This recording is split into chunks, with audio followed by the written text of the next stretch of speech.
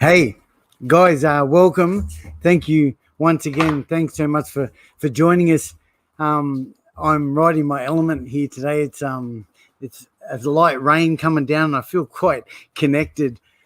Today we have a very special guest on the show, Russell Manser. Before I get to Russell, I just want to acknowledge that the show's about a work in progress under construction, and I look around and I think of all the things that have been gifted along my journey of recovery, and one of those things is the tools that I have that I use on a daily basis to sort of get through and live life to the fullest. Today we have a very special guest, Russell, and I've got to say that me and Russell had a chat yesterday, and he's put a couple of links out there on social media, and I'm very impressed with the amount of reach that he's got. Before we get started, if you are coming in watching from somewhere other than Sydney, please drop in the comments. Let me know where you're watching from. I've said it before, and I'm going to just say it again. I feel very blessed to be part of this network where I am now connected with people from all over the globe. So drop your comments. Let me know where you're watching from.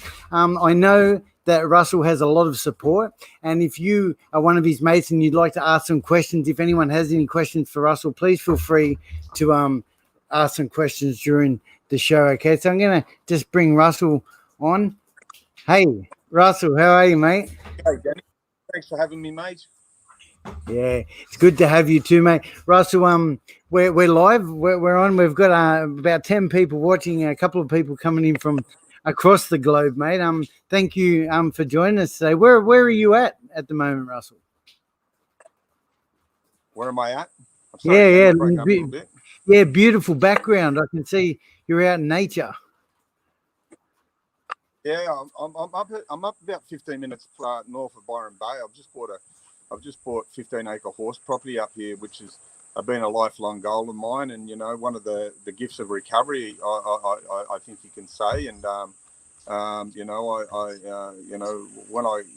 one of those things that I prayed for and I actually got. So I was warned about it too. Be careful what you pray for, because you might actually get it, and I got it. So I'm really proud of my greatest achievements besides my children.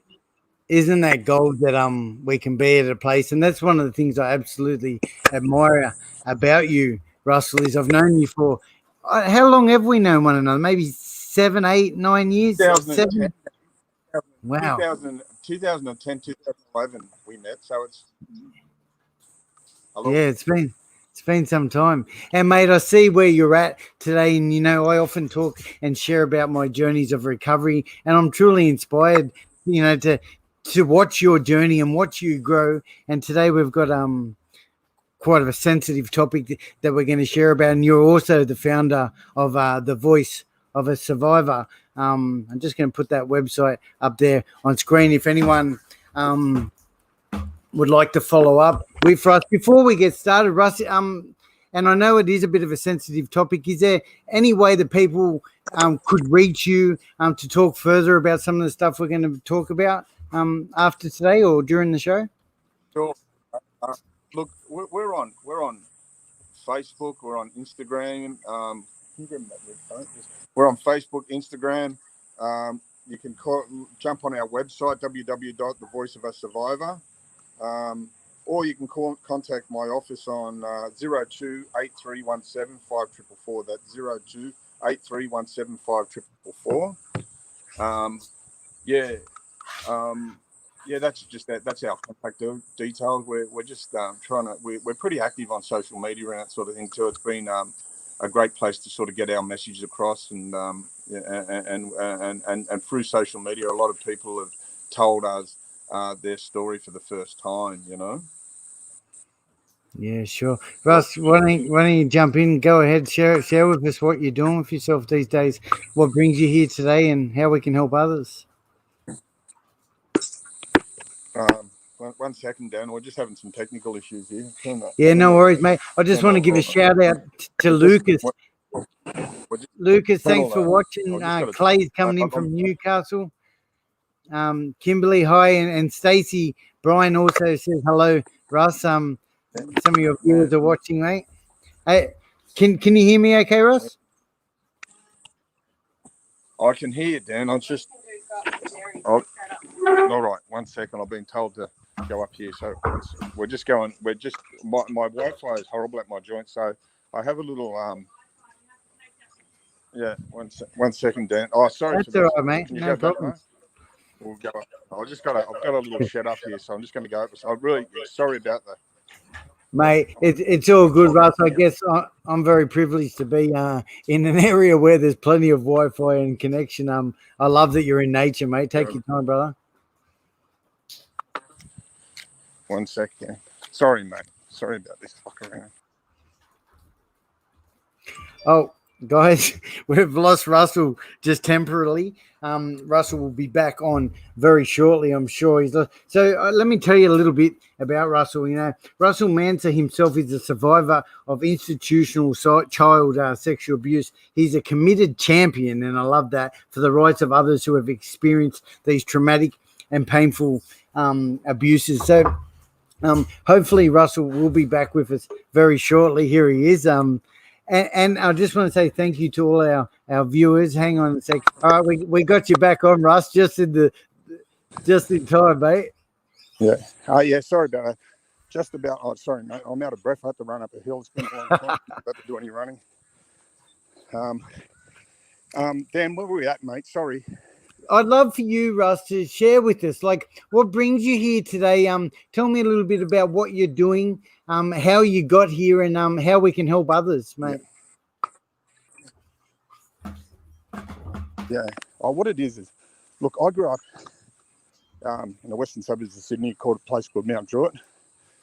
I know it. You know, I was just a boisterous kid that found myself getting into trouble. I went out to I got arrested, went to the Darrick Boys Home, where I was sexually abused by a staff member there, or staff members. I got out of Darrick. I wasn't a kid who was really had done much drug use or anything like that.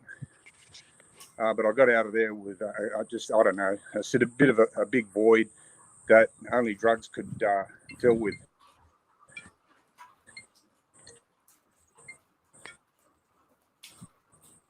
And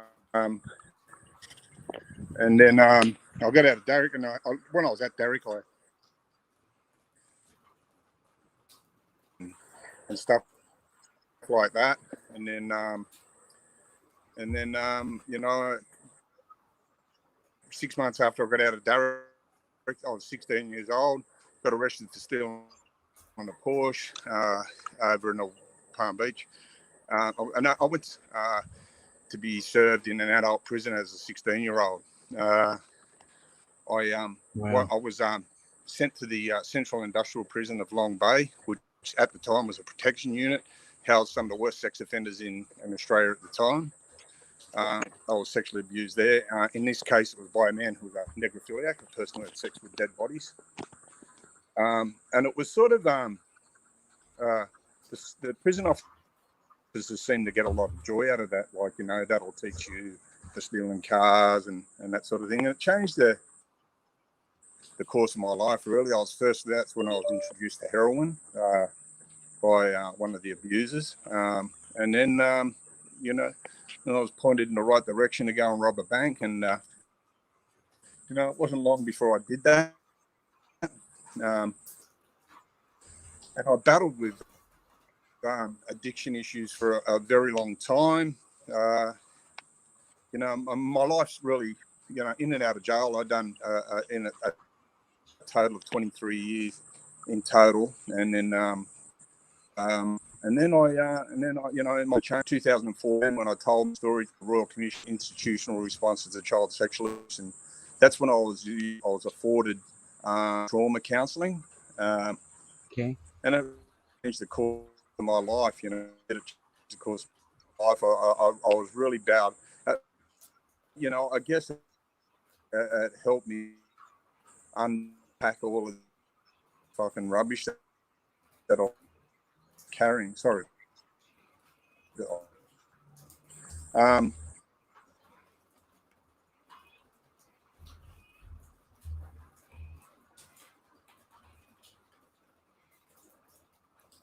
Guys, I think Russell's certainly having some available. Oh, there you are. Yeah.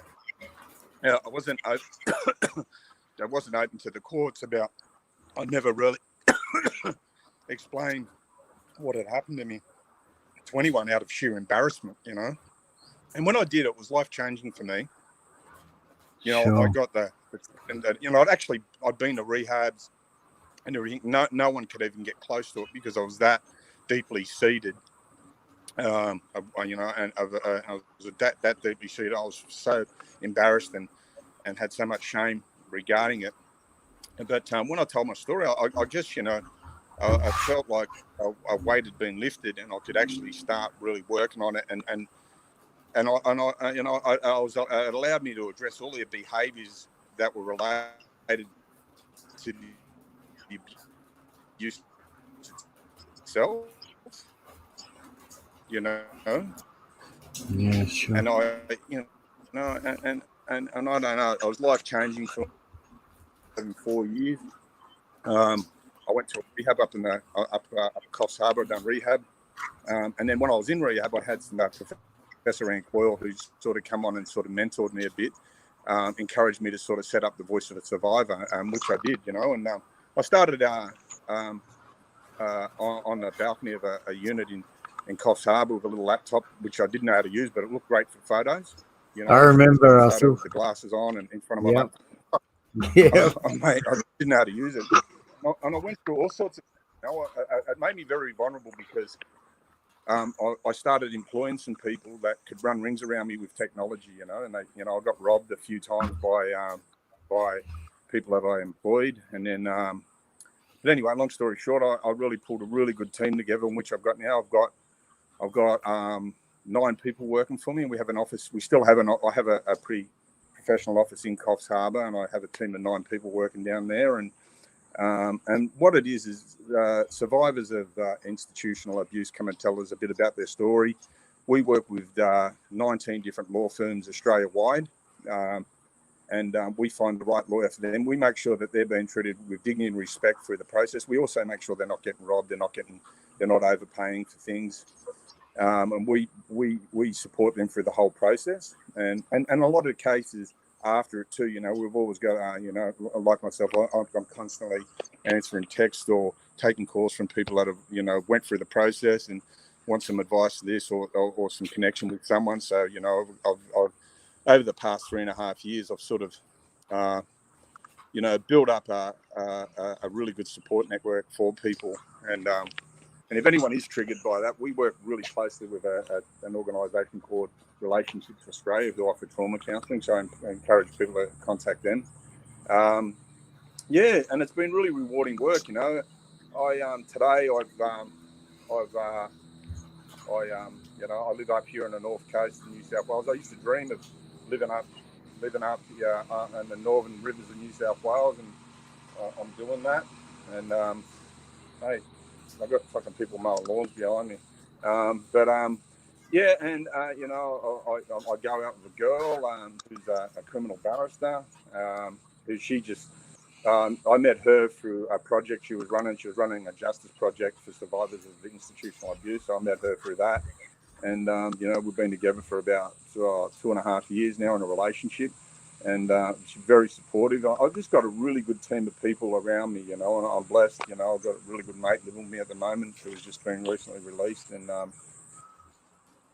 just, man, I've been blessed to be able to help so many brave people. You know, it's you know, and I've heard so many stories. I've heard, you know, I shake my head at mankind sometimes at how cruel human beings can be to one another. You know. Mm-hmm. But then I try to be the flip side of that and try to be that one person in their life that's going to be kind, you know, and I base my life around that. The work I do and is, I don't know, it makes me feel better than any drug ever made me feel. And it's such rewarding work. And to sort of get the acknowledgement, like, you know, I've got a photo of 3 brothers that one of them's like a mentor to me himself, and they went for their mediation, and the 3 brothers hadn't spoke really much since the abuse, and they, you know, and they send me a photo of them all arm in arm walking down the street after the mediation. And you know, it's things like that, and the feedback that we get from people, how like a bloke recently, he got his claim, and you know, he'd done about 27 years in prison, but he thanked me. He said, you know, because he died recently of liver cancer, but you know, in that period of time that he was out, he got to create some memories, you know, and what sort of price do you put on that, you know? Helping people create some memories for themselves. It's not all about money or anything like that. What the process we go for, firstly, we want the perpetrators to acknowledge the abuse that they suffered in the form of an apology letter. I think in my own case, that was really, really important. When I got that, I could hand it to my family because they didn't know, you know, and they didn't know. And I could hand it to them and allow them to make sense of it too. Of why I was, and you know, because they blamed themselves for, you know, me being a loose cannon of the family. I'm the youngest of 6 children, and none of my siblings have, any of them, ever been in any sort of trouble with the law. So my family didn't understand it. They just thought they were just a good family, and you know what I mean. I was just a black sheep, you know. But yeah, you know, life's, Danny. I tell you, man, and I thank you. I know Danny. Through all my jail sentence and that, kept in contact, and it was very encouraging along the way. You know, I'd done the Glebe House program where Danny works, and you know, man, I was singing its praises to many blokes in the prisons, and I think I referred a few people to go and join there, you know, to go and do the program. I think personally, yeah, I think the Glebe House rehab is the best program for people, definitely people like me or people who have spent a long time in prison and that want to, I don't know, reconnect to society. You know, I think that's the best program for it. There's second to none, and I think they should copy that. I think every state should have 3 or 4 Glebe houses. You know, it's that good. There's something really unique about that program that, you know, is absolutely amazing. I'm so proud to be a part of that. Russell, you know, yesterday before the interview, before I posted, I was going through your website, and even though, I mean, I do know you a little bit, and we've been in contact for quite some time. I'm reading your story and just hearing it from you again, just really, you know, gives me this feeling like what an incredible, strong man you are, and the journey that you've been on along the way. I really appreciate you sharing some of that stuff with us, mate. Today. Yeah. Hey, Russell, It's a pleasure. Sure. Yeah. No, it's a pleasure. You know, and the objective of what we do is hopefully we can inspire someone who's still suffering to come out and tell it. I think, you know, that's what I say. I'm really active on social media, telling my story and everything, because it's important that, you know, someone says, you know, well, that bloke's doing it, you know what I mean, and he seems to have changed his life, and hopefully I can too, you know. Look, one of the things, the reason I started this show was to give people a voice. You know, often families of loved ones, and you touched on your family not quite understanding. You know, sometimes when we just have this opportunity to come on, we can really carry this, you know, strong message to a lot of people out there in the community about that stuff, and try and give people a little bit of an understanding. Yeah, and that's what it is. Look, you know, I deal with survivors on a daily basis, and you know, there's you know what I mean. I now have a lot of knowledge about abuse survivors, and often it's the most dysfunctional people there's so many indicators now. I can look at someone. I can, you know, I go down, if I go down to Melbourne for work, I can walk around and find 20 survivors in 2 or 3 hours. One of the indications is drug abuse. The other one is homelessness. The other one is the propensity for violence, you know, and dysfunctional behaviour. I see all these indicators these days, and it doesn't take me long to work out if someone's a survivor or not. You know what I mean? And that's part of what we try to do. You know, if people want to get their families engaged in, you know, we can help. You know, we can sort of often we have family members, mothers or fathers or something, ringing us and telling us about their children, and you know, and all I can say to them is, like, this is my number, give me a call, and let's see what we can do, because, you know, there's a lot of indicators, and it's really sad. You know, there's this statistic that says, you know, 75% of sex offenders were molested themselves, and that's a bullshit statistic, because I can tell you something now. I've got 9,000 clients at the moment, and not one of them have been abused. Not one of them have been are abusers. I mean, yes. Yeah, man. That's I love that you just highlight that statistic because that gives people an out, doesn't it? It's like a bullshit that is, justification. and that's what they do. That's what perpetrators do. They make up. Yeah, of Oh, course. they're looking for they're looking for ways out and everything like that. Out of 9,000, and to the point, the University of New South Wales want to use our statistics to contest that statistic. Yeah, So sure. and and, That's and I, and I should be it should be out there because I've heard this. When I've been in jail and I've assaulted a sex offender or something like that, I'll have a psychologist tell me this statistic, and I've always said it was bullshit. I always said that's a bullshit statistic. That's one that they've made up for themselves. there's one passage on your website that really resonated with me around that, and I've just got it here, and you'd know this: is a perpetrator's greatest gift is a victim's silence. That And really shame, rang. and shame. Yeah, sure. Mm, And I think as men and women, you know, by not it's not your fault that you don't speak up because you're full of shame and everything like that. But you want to get your power back. Start talking about what happened to you. In saying that to the right person. You know what I mean? But if you want to get your power, like I got my life back from it. I found me yeah, again. I found all my passions that all of them things I had as a kid. I loved horses as a kid, and I've got a few horses now, and I love yeah. cars and everything like that. And I'm looking at doing a project, and I'm getting back what I lost. I'm getting some of it back. Yeah, my life is. I'll tell you what it was. It's a million miles away from what it used to be. You know what I mean? I was funny because my professor mate, Professor Ian Coyle, his name is. He's got 4 PhDs. He's just a genius, and we do a lot of work in regards. He does a lot of trauma reporting.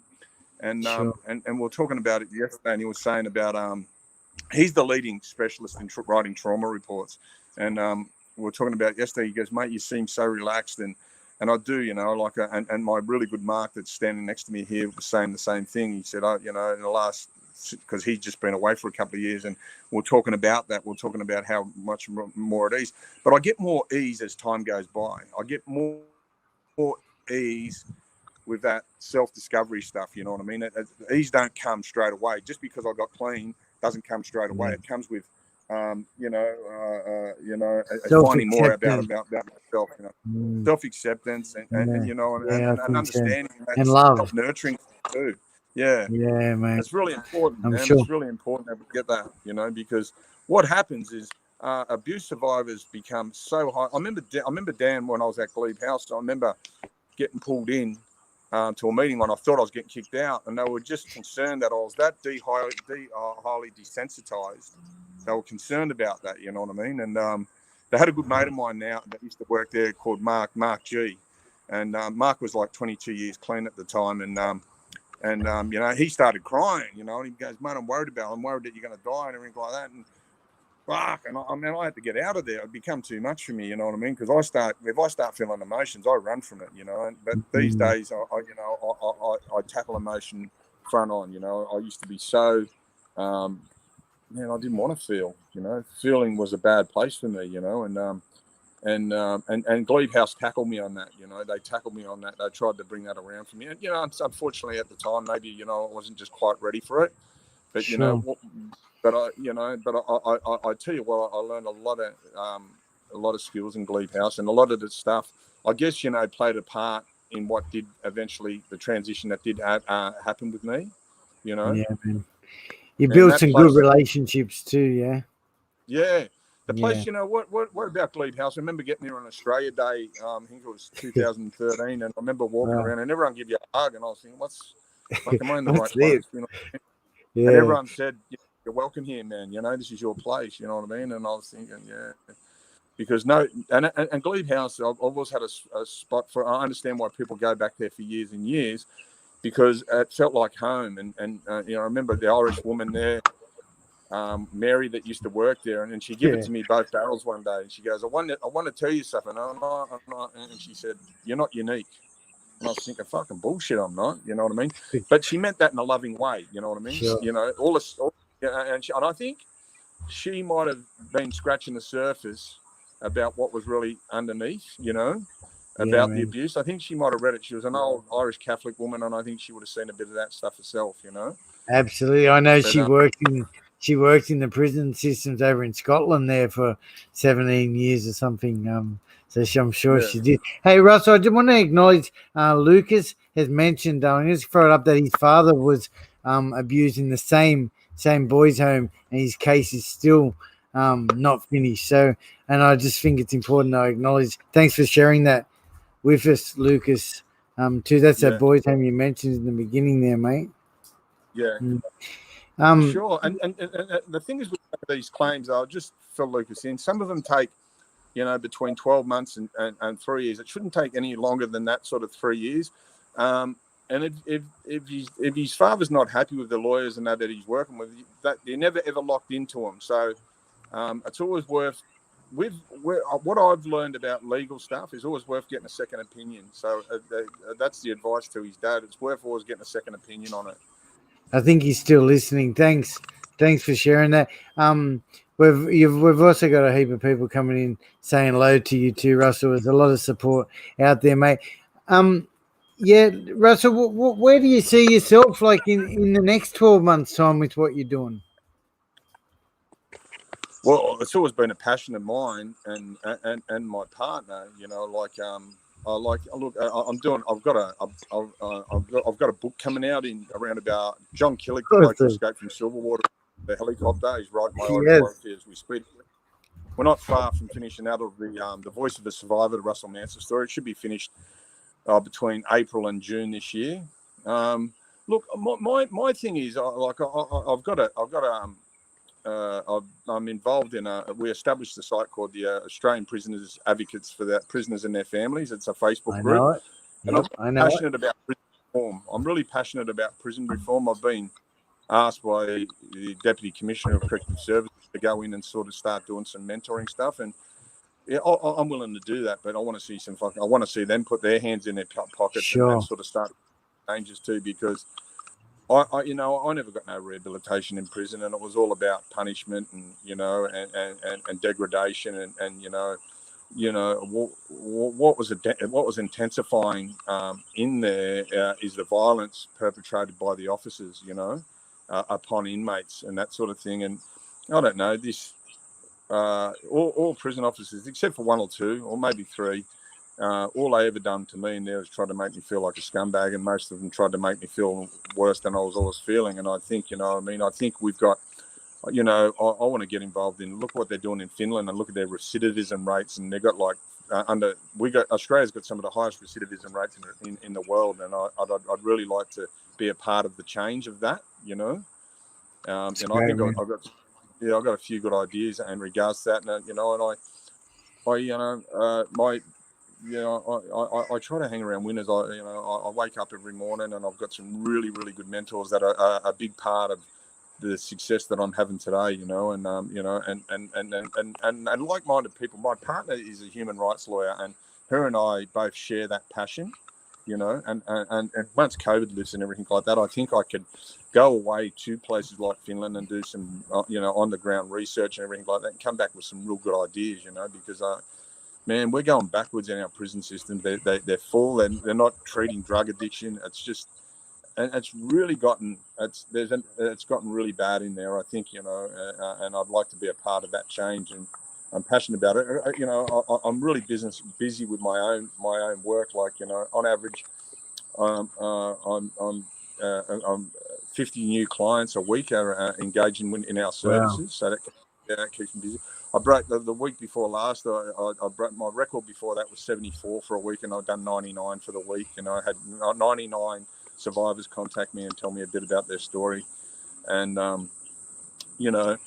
for me too, it's also about self-preservation and self-nurturing sort of stuff like that. I've got a mate working with me now who takes a lot of the load off me and takes a lot of my calls and that sort of stuff. Who's that? Who's that? Is that Mark? Mark Torrington. Yeah, he's just a. I'll put him on in a minute. He's just a ripper of a guy, and he's got my back 110%, and his loyalty is unquestionable.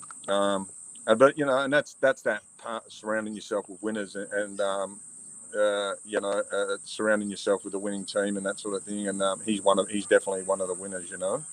It's so important, Russell. And I've watched you over these past couple of years. And I remember you mentioned in the beginning of the interview that you set up in coughs with your laptop. I remember you starting this journey. And one of the reasons I'm really honored to have you on here today is because I really admire and you inspire me with what you have done. And I think your vision for the future as well, with around that recidivism and getting advocating for prisoners, is such a great topic, and it's such a hot topic at the moment as well. I hear a lot about this stuff, so thank you, mate. So Mark's there with you, is he? Does he want to say hello? Yeah, I'll put Mark on here. Yeah, jump on, say hello. Hey Danny, how are you, mate? Hey Mark, good, mate. How are you? Yeah, I'm good, thanks, brother. Yeah, good to be out. Yeah, Mark, I want to just touch on something, and you probably have no idea about this, but when I met you, it was going back quite a few years ago. You were working at a supplement store, and I remember you took me out, and we went and trained at the gym, and you took me through a big workout, and I've always really, really appreciated that, mate.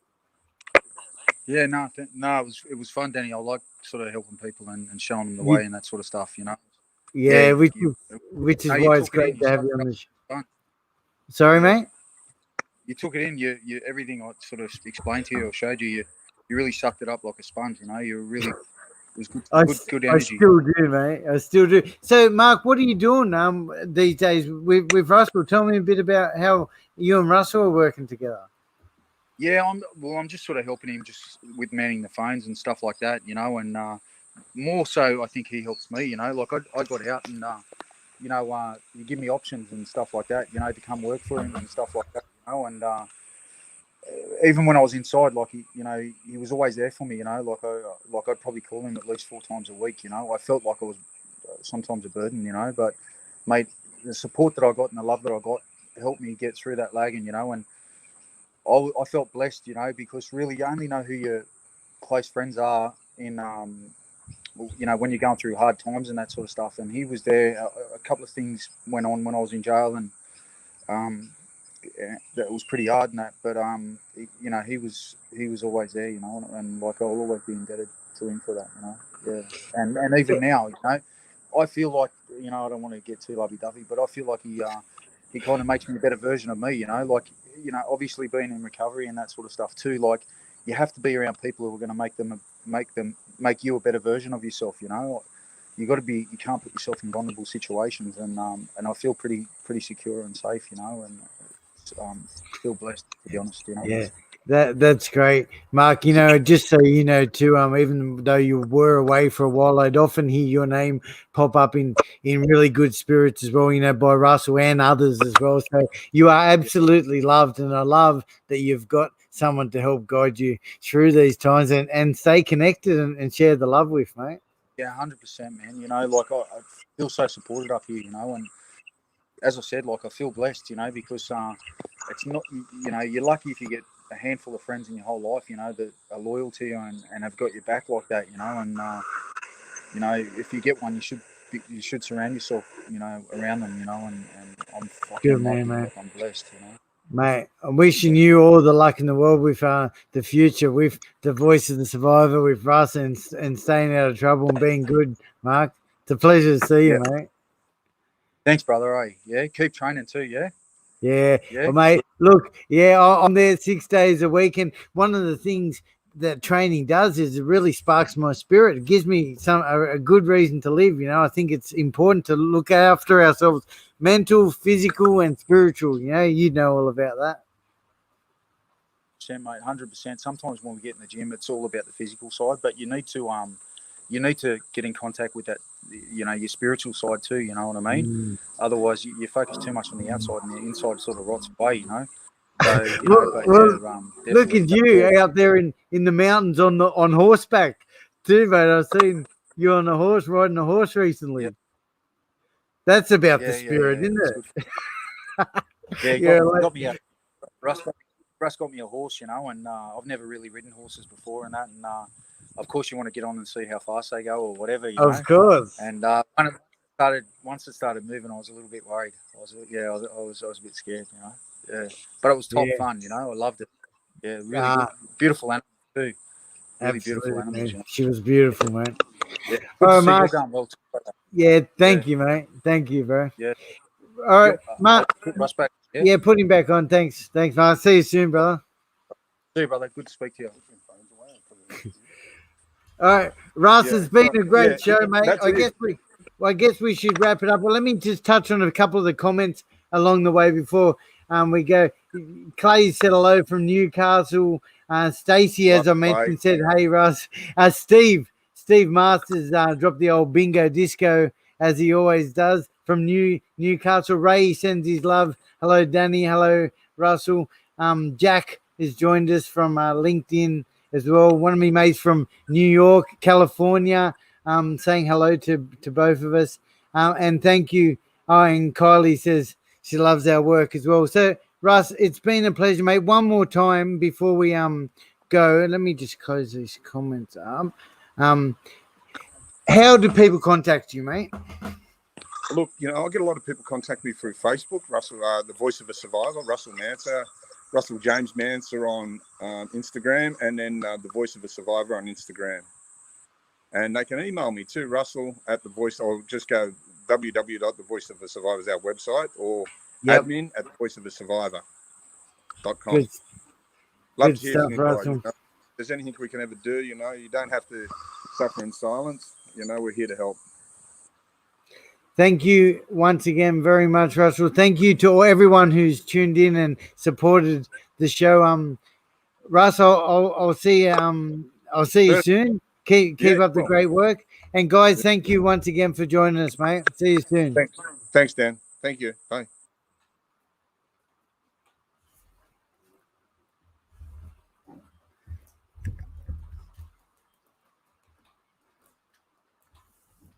Oh, I'm still live, am I? Guys, I thought I cut that off. Another great show. One of the things, and I've said this before, but I just can't believe the opportunities that are presented to. And one of the things I think is really important is giving people a voice. People who have suffered from addiction, people who have got loved ones suffering from addiction. I love this opportunity. So please let me know, anyone, if anyone wants to join us and share some more of your story on the show. We welcome you. Drop your comments and let me know. And once again, thank you so much to everyone who has connected today. I just love that. I've got hey Kurt, thanks for watching. Kylie again, Matthew, my mate Maddie over there in somewhere in America. Crazy times in America, guys. I'm gonna leave it there. Talk soon.